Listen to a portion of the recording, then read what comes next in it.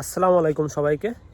এখন জানুয়ারি মাস চলছে এবং আমরা অনেকেই জানি যে আগামীতে কমলা এবং মালটার ফুল আসবে গাছে।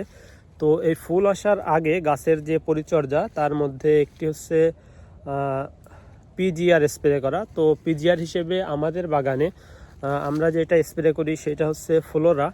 তো ফ্লোরা মালটা কমলা গাছের জন্য আমরা মোটামুটি ভালোই রেজাল্ট পাই।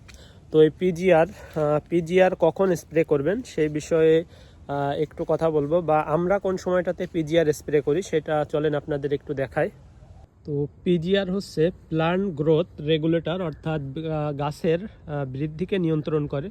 তো এই পিজিআর আমরা ব্যবহার করি হচ্ছে ফুল আসার 20 দিন মতো আগে।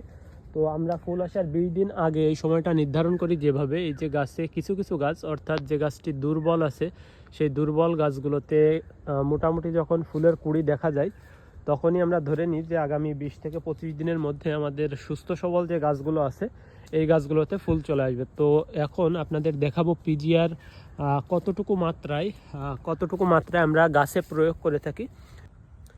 তো এই ফ্লোরা আমরা প্রতি লিটার পানিতে 2 মিলি হারে 20 দিন পর পর 3 বার স্প্রে করব, এবং এতে করে বাগানে প্রচুর পরিমাণ ফুল আসবে এবং ফল যেগুলো হবে সেগুলো মোটামুটি হেলদি এবং মসৃণ একটি ফল আমরা এখান থেকে আশা করি।